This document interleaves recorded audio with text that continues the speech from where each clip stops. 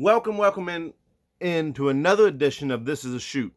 It's the show where I give you the inside the way I feel about what's going on inside the wrestling world on the shows that's being placed in front of us. And as always, if you like the content, hit the like button, hit the subscribe button. That way you never miss out on an up-to-date video when I drop them. Dropping them every Monday, Tuesdays, and Wednesdays, Thursdays. Sometimes I hit the weekends.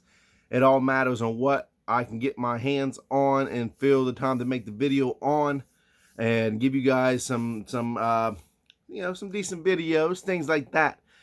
Monday Night Raw last night, I was able to sit down and watch it, and I was able to just kind of notice some things that's bothering me, but things that I like. One of the things that's bothering me is I still don't know who really is the heel between Charlotte Flair and Rhea Ripley, and they're going to be having a Hell in a Cell match here in the next 2 weeks, and I don't know who to really cheer for. It's at this point, it's more or less, who would I rather see hold the championship? There's a story there, but there's no real make me feel one way or the other, and that's not a good thing, especially when it comes to a Charlotte Flair match, especially when it comes to the starting career of Rhea Ripley. They would team up they would make them a tag team, which that's so original from the WWE writer board when there's a rivalry going on. Let's just put them in a tag team to build on the suspense.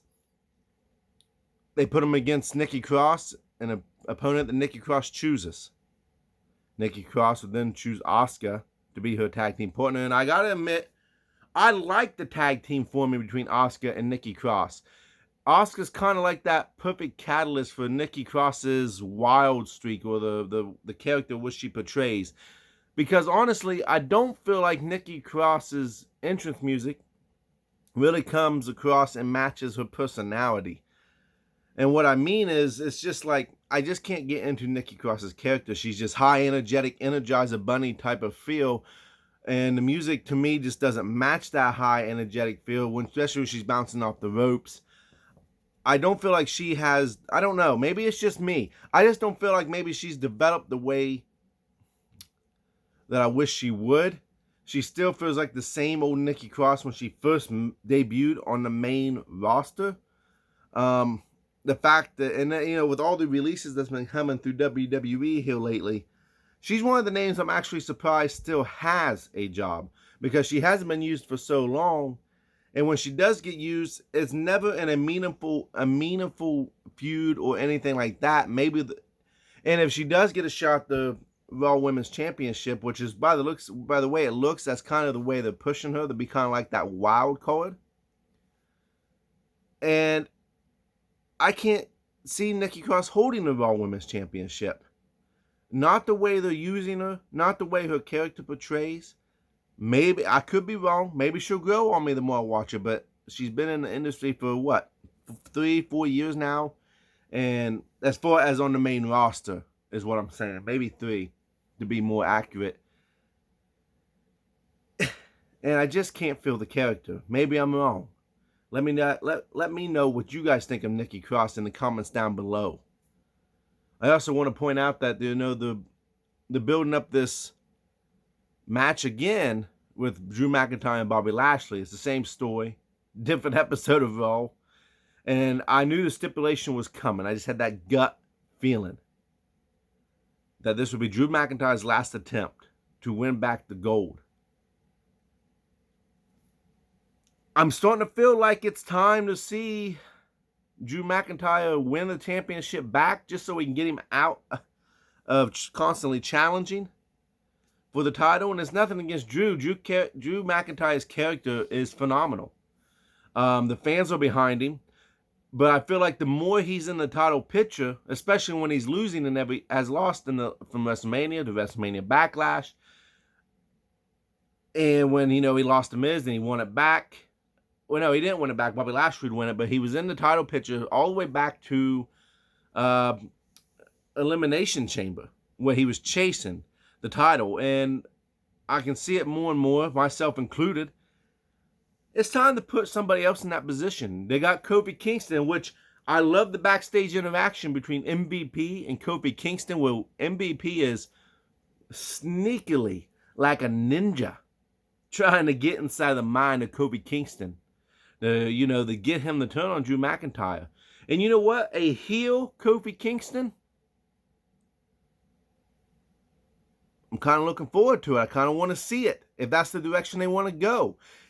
I want to see Kofi Kingston challenge for the championship. I want to see him challenge Bobby Lashley. And I want to see him beat Bobby Lashley. That's what I want to see. I want to see Kofi Kingston, Bobby Lashley, SummerSlam. If they can't get... I know everybody wants to see Brock Lesnar. And listen, I want Brock Lesnar versus Bobby Lashley as much as the next guy. I do not, however, want it to be for the championship. Because it leaves... I want the unpredictability, though, of whoever wins is going to benefit. Okay? I want to see Bobby Lashley, Brock Lesnar. If it's at SummerSlam for the title, so be it. I'm still getting the match I want to see. But I like matches when they're dream matches. I love my dream matches.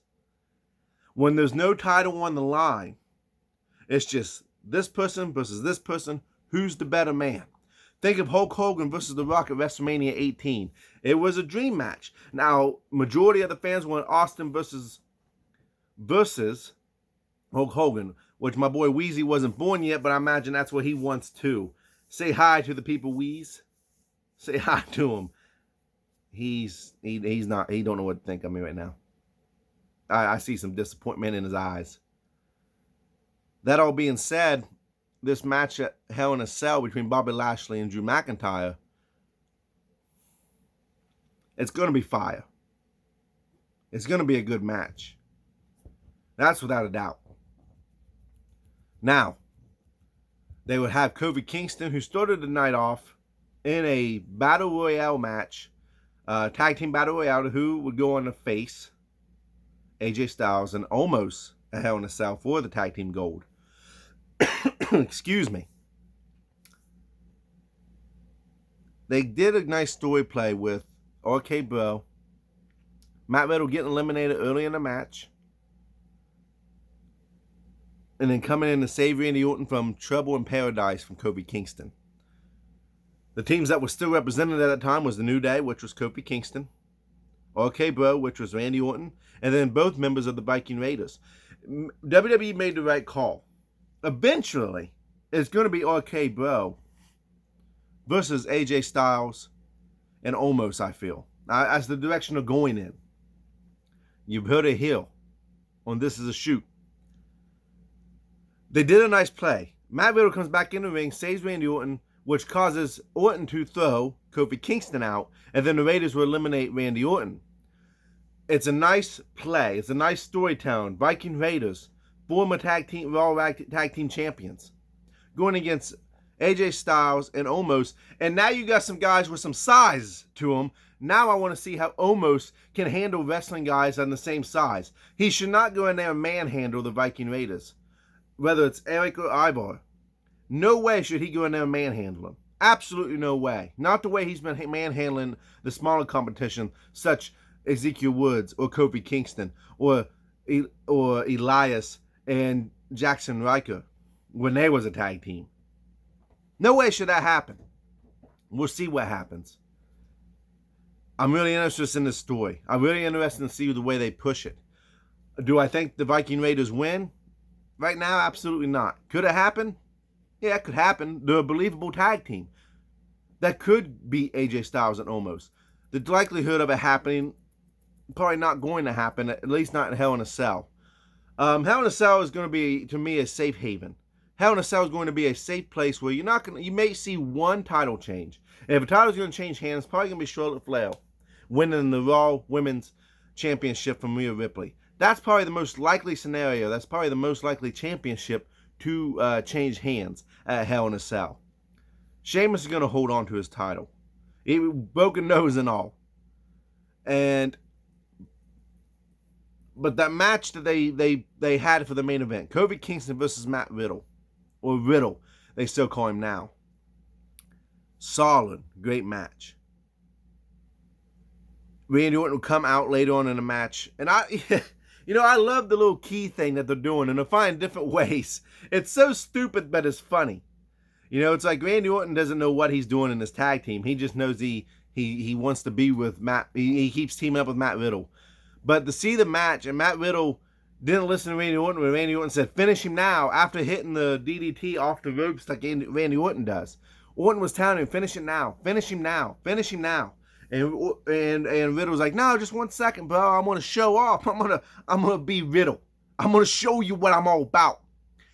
But Kofi Kingston, being the veteran, boy, he hit him with the tree. He got out of Matt Riddle's finisher. Hit him with the Trouble in Paradise 1, 2, 3, and you could see the disappointment just all over Randy Orton's face.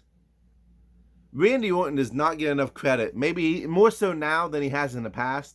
But his ability to do the little things and tell a story with just facial expressions alone, his body motions, he sells you on just the way he's acting. He don't need to go in the ring and put on a phenomenal match.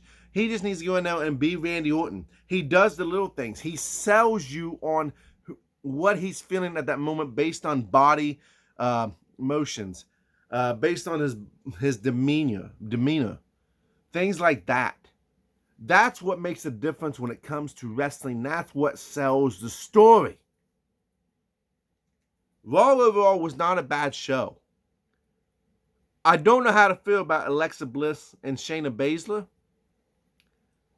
I'm not going to comment on that right now. I might make another video on it. I'm just going to say, I feel like Alexa Bliss was at her best when she was with Bray Wyatt. She's still doing phenomenal character work. It's hard for me to get into the psyche of this doll is alive aspect, or how they're going to continue to play off of that. I feel like Alexa Bliss was at her best when she was with Bray Wyatt, and I think they should have kept them guys together just a little bit longer instead of breaking them up at WrestleMania like they did. But we'll wait and see. And the things you see the breaking between Nia Jax and Shayna Baszler. I appreciate what they're able to do with having no fans in the audience right now. That's why I think the Shayna storyline with Alexa Bliss is working so well, because you don't need fans there to sell it.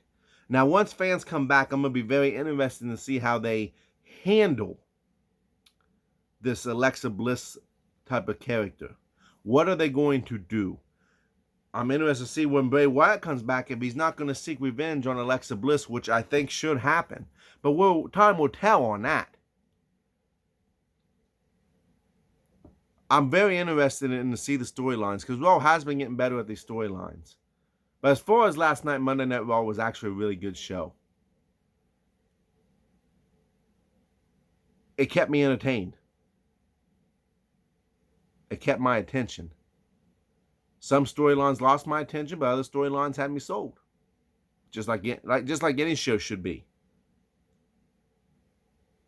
I don't know what's going to happen next week. I'm going to tune in to find out. And I thank you all right now for tuning in. Leave your thoughts and comments down below. And let me know what you guys think. And as always, hit that like and hit that subscribe button. I'll see you guys later.